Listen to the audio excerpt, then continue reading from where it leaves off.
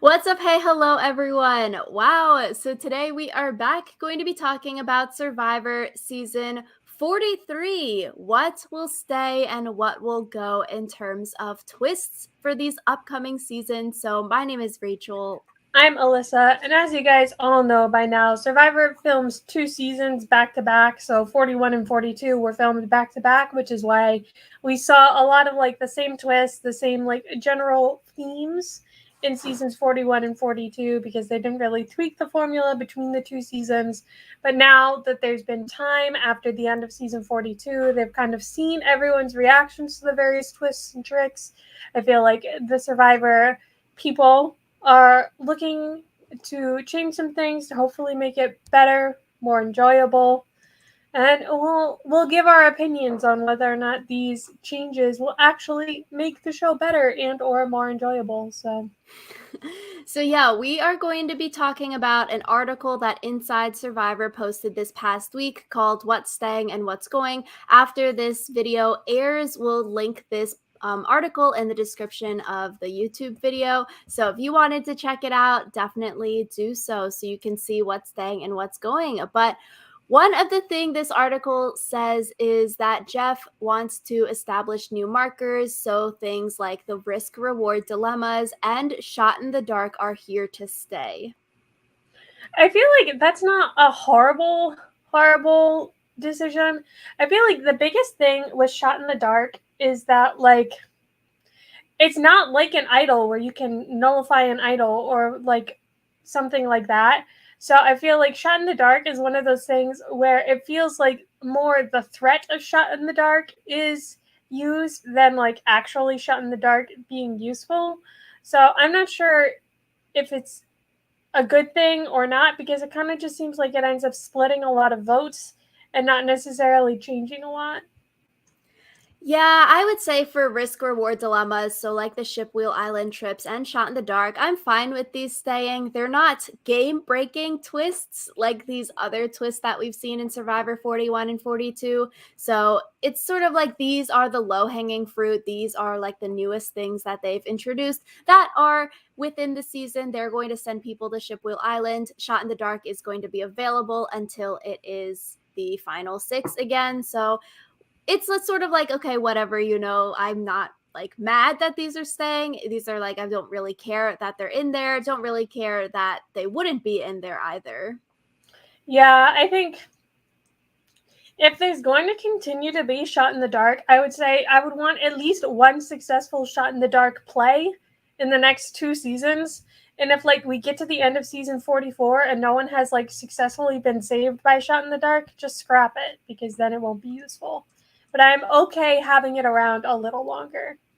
I do feel like with all of these advantages, like the risk reward dilemma, Shot in the Dark, and all of the other advantages that we'll talk about in the rest of this video, it does feel like Survivor is having too many advantages and twists in this new era.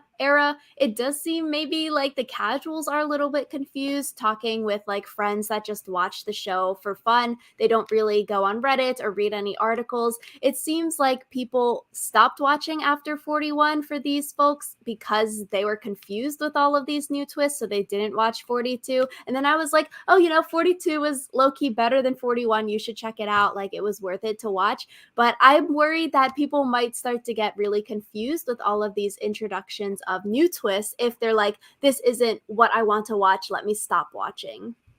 Yeah. Yeah, I feel like it's one of those things where they have to realize that like their choices are going to have ripple effects, and I feel like there's just too many new things were introduced at once, which I feel like is why a lot of like casual fans stopped watching. Yeah, definitely confusion there if you're like, what the heck is happening? So, another thing that is here to stay in 43 and 44 is the 26-day format, 3 tribes and no tribe swaps. 26 days, whether you like it or not, it makes sense that they're doing 26 days because it is a cost effective way to make Survivor. If they don't have to do 39 full days of the show anymore, that would be a lot cheaper. Even if you are doing like a 1 week quarantine now before sending them out there and doing COVID tests and everything, 26 days, if they are going to continue with it, makes sense from production standpoint due to the cost factor. Which is sort of sad if they never do 39 again, you know? Yeah, I think part of the thing is also with 26 days is I feel like the show feels a lot more rushed, like so much is going on all the time. And I feel like if you're going to keep doing 26 days, maybe consider like doing fewer people so that there's more time in between each vote out and it's not like we're voting out the same amount of people in 2/3 of the time. So, yeah. I understand from a production standpoint why they're doing it, but not a super big fan. And I feel like the same thing for the no tribe swaps. I feel I'm kind of ambivalent on tribe swaps because sometimes you get swap screwed, but then sometimes you also get screwed just by which tribe you get put on in the first place, you know? Like if you are like the one person who doesn't really fit in with the group, a tribe swap can be really good for you because, it helps you meet new people, maybe someone you like jive with better personality wise. And I feel like in general, it's more interesting when people have multiple relationships to manage and they're not just all coming into the merge like, oh, original tribe strong. I agree. I want to see tribe swaps to come back because it seems like Survivor is going to do a 12-person merge going forward because of a like earn the merge twist coming up. So they're always going to do the merge at 12, which then it allows the people on each season to easily predict, okay, how many more tribals do I need to make it through in order to survive to make it to the merge challenge to earn my way into the merge. So I think Survivor is always more fun when people are speculating, oh, a tribe swap usually happens, 15, 14.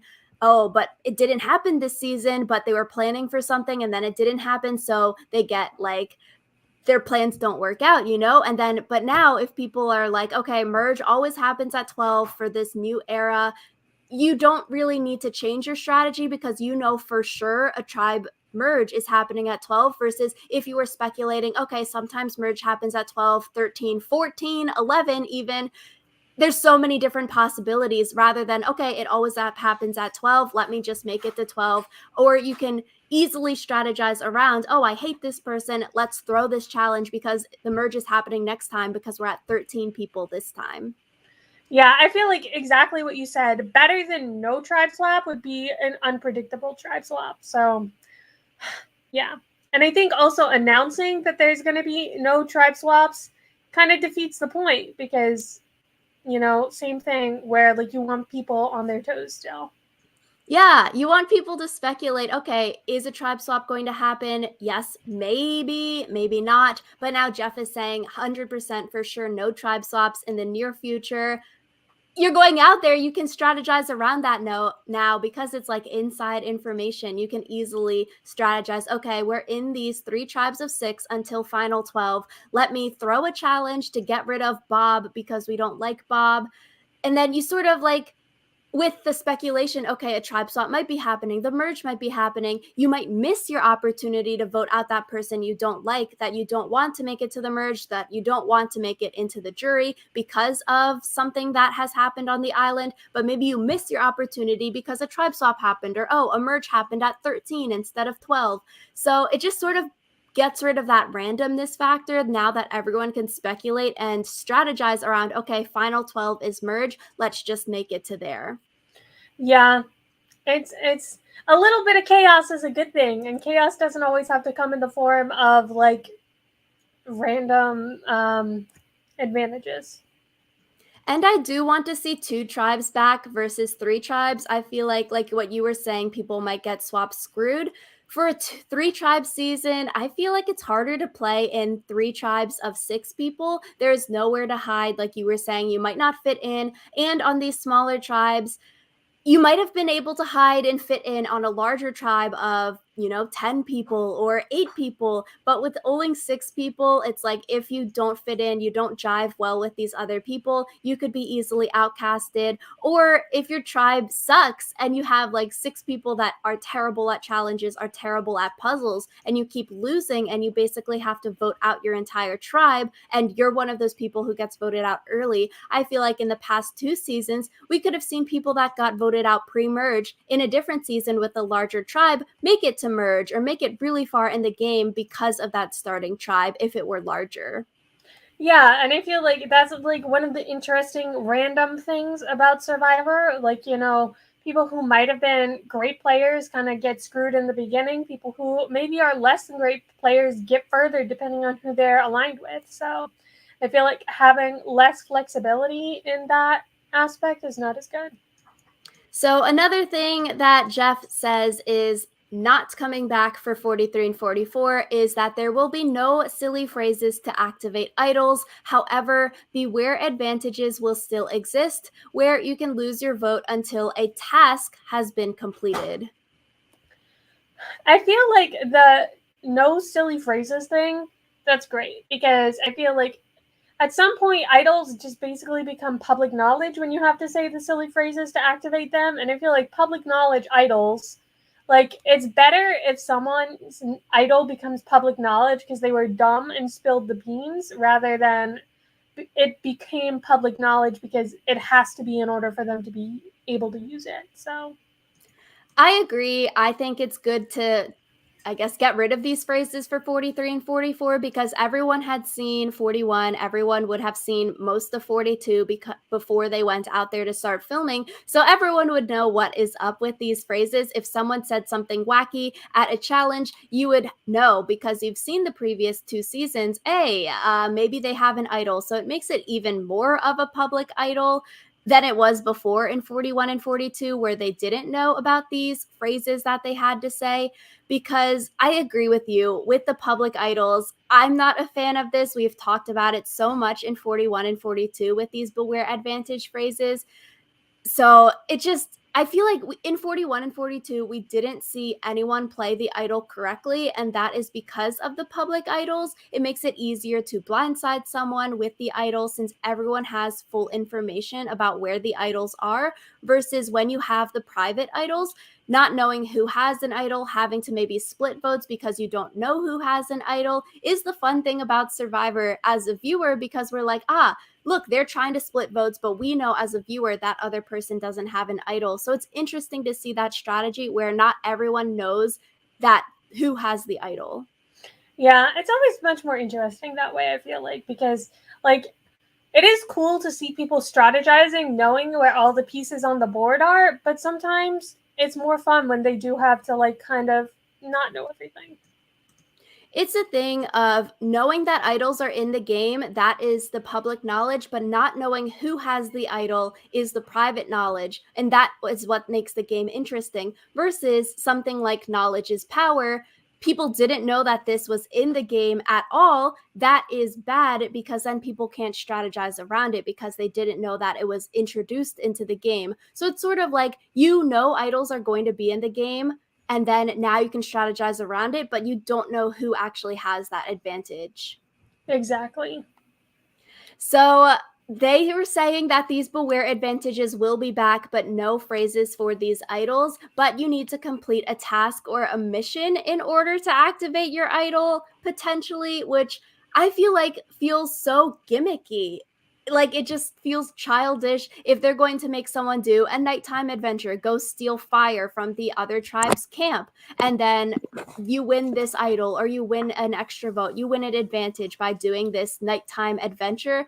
It just feels like it's going to waste screen time, especially in a 42-minute episode where we could have been seeing strategy. I don't really want to see someone forced to do some mission or task to get their advantage.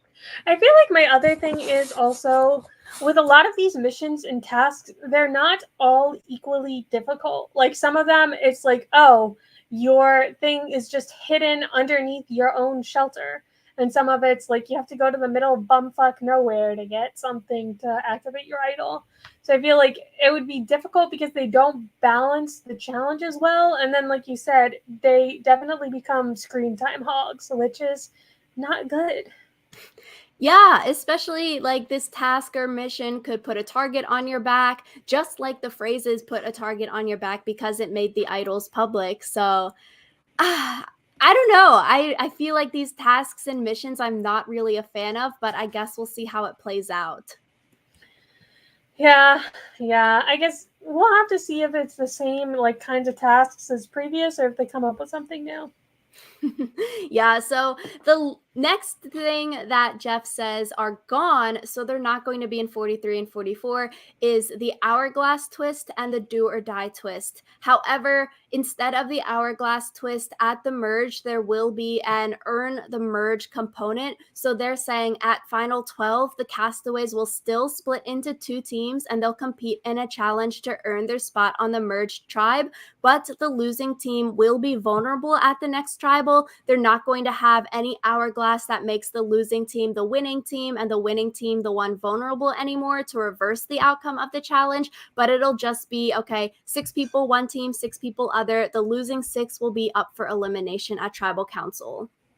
I feel like that's probably the best thing they could have done, just because I still think they should just keep the merge, the regular merge. They don't need an extra gimmick, but that's way better than having like the results able to be reversed, especially because there's no case in which the results reversing doesn't make sense for the person who like hits the hourglass. So I'm fine with them getting rid of the hourglass, but I also wish they would just get rid of the whole gimmick completely. I agree. I feel like now if you're splitting into 2 teams at 6 and the losing 6 become vulnerable, really reminds me of the final 10 vote where you split into 2 teams of 5 and then each team of 5 votes someone out. Are they going to do that at final 10 still? And then it's just too random, it feels like, because when you're splitting into 2 teams of 6, it's a rock draw. So, randomly you could get screwed over if you get on a team that sucks at challenges and then you lose that merge challenge and then you're up for elimination on your team of 6. It just feels too random when you're randomly splitting these people up into 2 teams and then making people vote each other out in these 2 teams.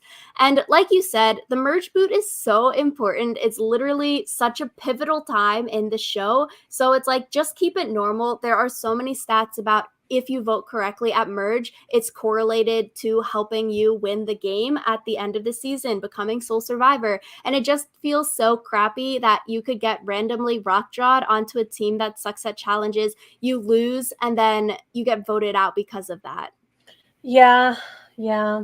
So maybe they'll learn after it still sucks, even with the earn the merge component, but maybe not.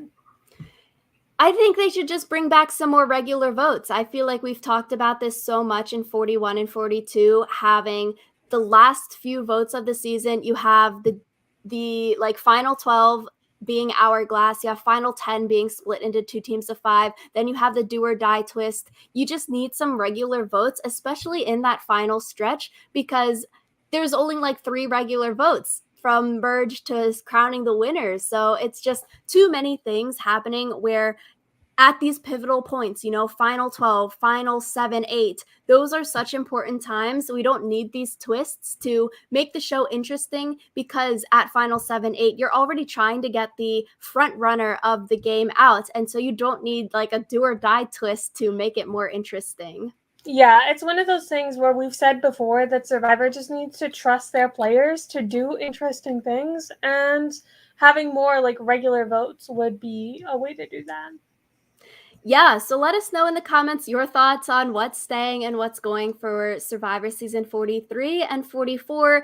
Next week, Alyssa and I, since Survivor South Africa is starting, we're thinking we will be talking about Survivor SA coming up. They are releasing episodes 4 days a week, so that will be a massive watch. But I'm excited. The new Survivor SA season looks so interesting. Yep, we're really excited to share that with you guys, and let us know what you think in the comments down below, and we will see you next week.